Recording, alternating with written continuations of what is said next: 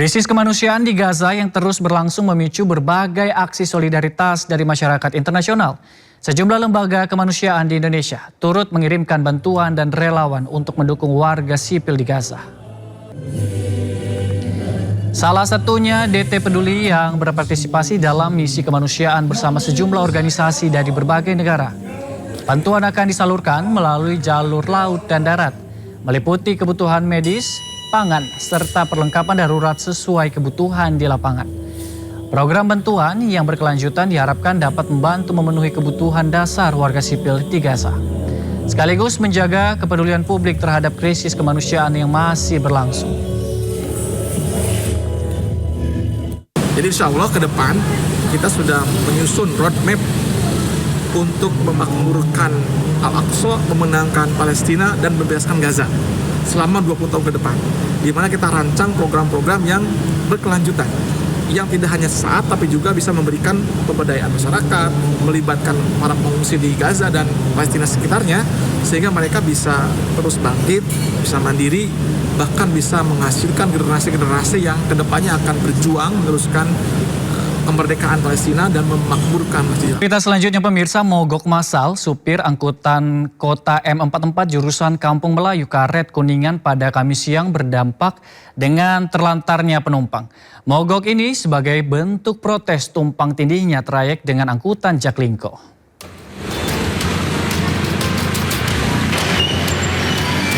Mogok massal yang dimulai sejak Kamis pagi membuat pelayanan angkutan kota M44 lumpuh yang berdampak dengan terlantarnya penumpang yang menggunakan trayek tersebut untuk beraktivitas.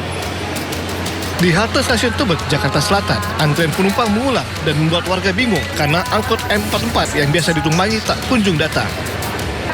Sebagian warga terpaksa mencari moda transportasi lain agar tetap bisa melanjutkan perjalanan menuju tempat kerja maupun tujuan lainnya. Nih, Bu? 44. 44? Iya. Biasanya naik angkot 44 ya, Bu ya? Iya. Susah nggak sih, Bu, nyari kendaraan lain sih, Bu, angkutan umum, Bu? Sebenarnya aku mau naik ini sih, Jaklingko ya. Antri. Aku buru waktu aja. Oh gitu ya? Sementara itu, salah satu supir angkutan kota M44 mengaku mogok massal ini sebagai bentuk tuntutan agar trayek Jaklingko 48A dikembalikan sesuai dengan kesepakatan awal. Jalur Jaklingko 48 dengan M44. Kenapa Bang mogoknya sendiri nih? Mogoknya ya jalur 44 bersinggungan dengan 48. 48. Ya 48A. 48A itu Jaklingko. Jaklingko. Nah, apa sih tuntutan Abang sendiri ini melakukan mogok sendiri nih, Bang? Tuntutannya ya minta diubah trayeknya. Asli kan trayek 48 ke kiri aslinya. Ya. Kenapa bisa bersinggungan dengan 44? Cuman itu doang tuntutannya, minta dibuang ke kiri ke jalur aslinya. Setelah perwakilan supir diterima di balai kota, angkot M44 kembali beroperasi. Namun para supir akan kembali mogok jika belum ada keputusan yang jelas atas tuntutan mereka. Dari Jakarta, Rizky Falufi, iNews melaporkan. Pemirsa, kematian istri polisi yang dilaporkan tewas akibat akhiri hidup gunakan senjata api milik mantan suaminya kini memasuki babak baru. Merasa banyak kejanggalan, pihak keluarga resmi melaporkan dugaan pembunuhan ke Polda Sumatera Utara. Untuk hubungan antara pelaku dengan korban itu hanya sebatas kenal sama kenal, tidak lebih. Untuk motif pembunuhan sendiri? Untuk motif pembunuhan sendiri sedang kami dalami, namun ditemukan fakta bahwasannya pelaku diduga merupakan penyuka sesama jenis. Untuk posisi penangkapan dari pelaku, kami amankan di Kampung Sinar Laut di daerah Panimbangan, Pandeglang. Masalah penebangan pohon di lapangan padel di Kota Bandung terus berlanjut. Satpol PP menyegel videotron yang terpasang karena tidak berizin. Selain itu kini didalami dugaan keterlibatan ASN Pemkot Bandung dalam kasus ini.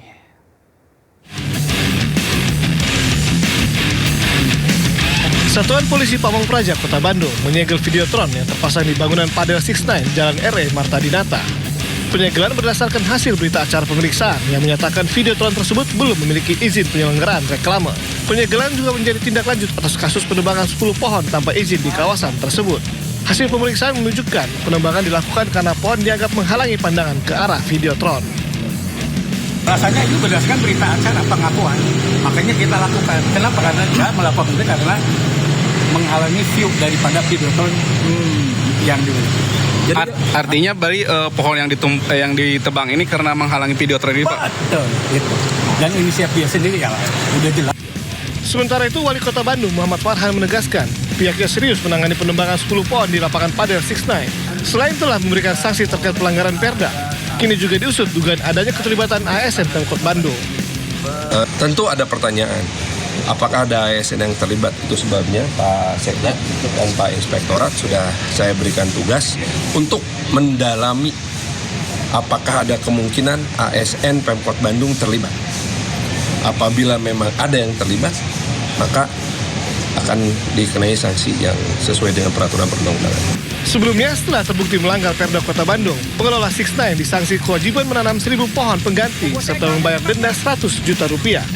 Dari hasil pemeriksaan sementara, penebangan pohon dilakukan subkontraktor yang mengerjakan pembangunan taman. Dari Bandung, Jawa Barat, Billy Maulana Finkran, iNews melaporkan. Pemirsa, Kapolri Jenderal Polisi Listio Sigit Prabowo merespon isu yang beredar mengenai adanya surat presiden atau surpres terkait pergantian dirinya sebagai Kapolri. Sebelumnya DPR membantah telah menerima surat presiden terkait pergantian Kapolri.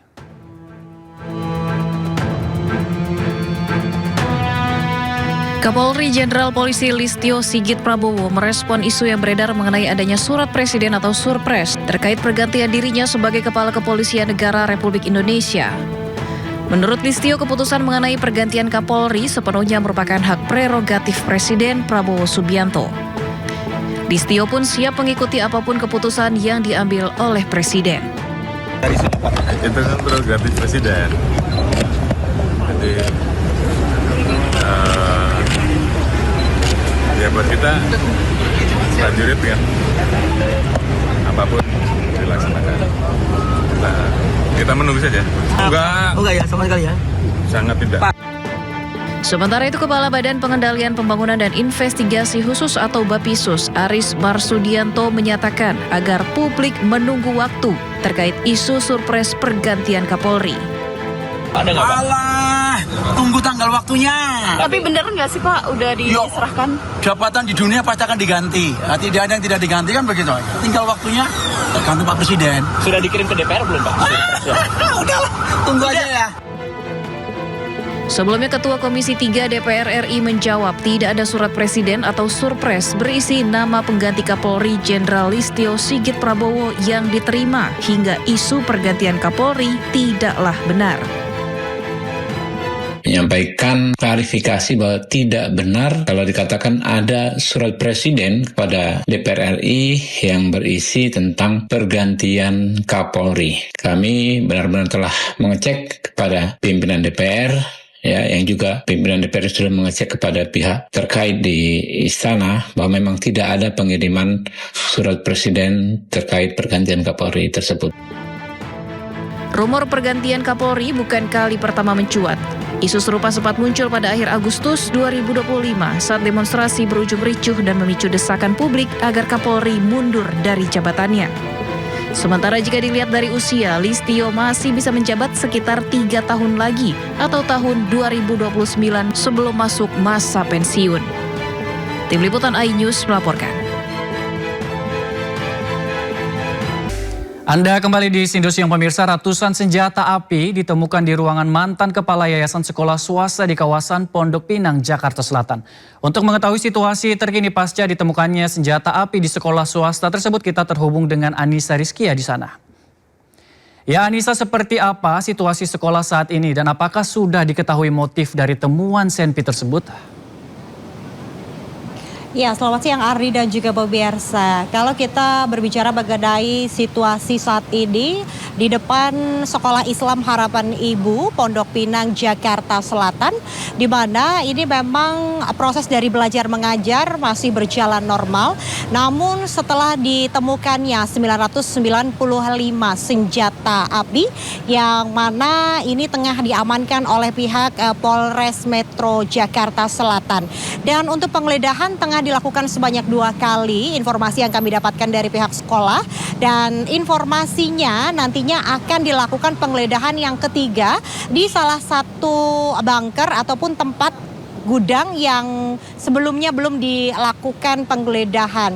Berarti nantinya akan ada sejumlah barang bukti juga yang akan didapat oleh pihak penyidik guna pendalaman kasus yang mana kini tengah ditangani oleh Polres Metro Jakarta Selatan.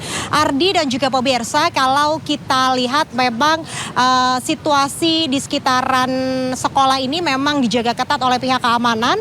Sedari tadi kami sampai, ini memang dari awak media dibatasi tidak bisa mengambil gambar di area dalam. Kami hanya diperkenankan di area luar ataupun di depan gerbang utama sekolah Islam. Yang mana kini dari pihak kuasa hukum yayasan menyatakan bahwa proses dari penyelidikan dari kepolisian ini diharapkan dapat mengusut tuntas karena memang kepemilikan 995 senjata api ini masih dipertanyakan. Selain itu juga ada temuan narkoba dan juga CD film dewasa yang ini kepemilikannya masih belum terkonfirmasi. Dan kami pun juga masih terus mengawal dan tentunya kita akan menunggu rilis resmi dari pihak Polres Metro Jakarta Selatan. Untuk sementara saya kembalikan kepada Ardi yang ada di studio. Baik, Anissa Rizky, terima kasih atas laporan Anda. Selamat kembali bertugas teman-teman. Pemirsa, ratusan senjata api ditemukan di ruangan mantan kepala yayasan sekolah swasta di kawasan Pondok Pinang, Jakarta Selatan. Tak hanya senjata api, di ruangan juga ditemukan narkoba dan CD porno serta alat cetak peluru.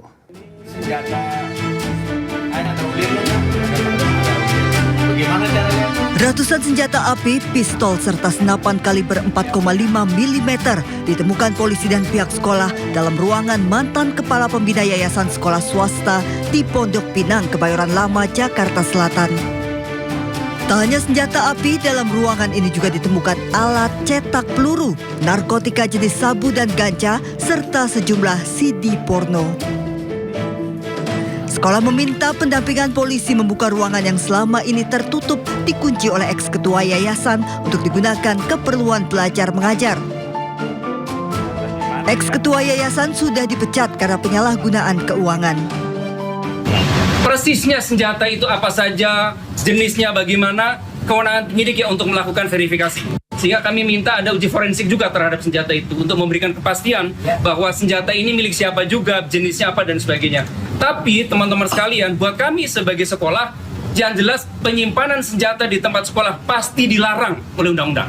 Pasti dilarang, pasti tidak diperbolehkan. Kenapa? Karena senjata api yang ditemukan tersembunyi dan berada di bawah tumpukan parang. Yang itu memang dilarang untuk dipergunakan kecuali untuk olahraga karena mematikan.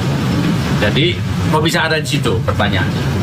Mereka buat silent di situ dengan cara menumpuk seperti barang biasa. Ternyata begitu saya buka, isinya seperti itu. Lalu tiba-tiba ada lagi yang lain, shotgun kaliber 12.70. Selain mengungkap asal-usul senjata dan narkotika, sekolah juga meminta polisi menyelidiki pihak yang bertanggung jawab atas penyimpanan barang-barang berbahaya di lingkungan sekolah. Dari Jakarta, Rizky Fahlupi, iNews melaporkan. Pemirsa, layar drama Indonesia RCTI kembali memperkenalkan sinetron terbaru berjudul Ternyata Ini Cinta. Sinetron ini mengangkat kisah persahabatan remaja, konflik keluarga, serta dunia balap yang dikemas dalam drama penuh emosi.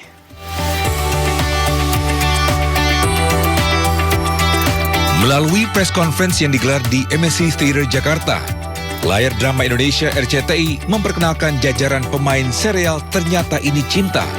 Di antaranya Elsa Japasal, Ari Irham, hingga Bertrand Peto.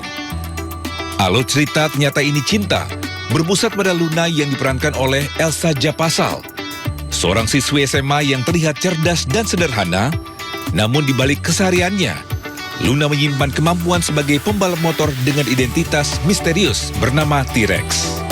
Serial garapan MNC Pictures ini diyakini mampu menjadi tontonan menarik masyarakat Indonesia melalui kisah persahabatan remaja yang dikemas dalam drama penuh emosi. sinetron terbaru kita, Ternyata Ini Cinta. Dengan dukungan pemain-pemain muda yang sangat berbakat dan luar biasa, kita harapkan kombinasi konflik remaja dengan drama keluarganya ini bisa menjangkau seluruh penonton TV. Dan kita harapkan juga ini bisa menjadi pembicaraan yang viral ya di media sosial. Jadi kalau misalnya Luna ini menurut aku perannya lumayan kompleks sih, karena dia kayak anaknya happy banget, tapi ternyata dia emosional banget juga. Terus kelihatannya kayak cuman anak SMA biasa, tapi ternyata juga diam-diam anak motor gitu. Sinetron Ternyata Ini Cinta dijadwalkan tayang perdana pada 10 Agustus 2026 pukul 17.40 di RCTI. Serial ini diharapkan menjadi pilihan hiburan baru bagi masyarakat Indonesia. Dari Jakarta, Indira Utomo, Eri, Leman, iNews TV melaporkan.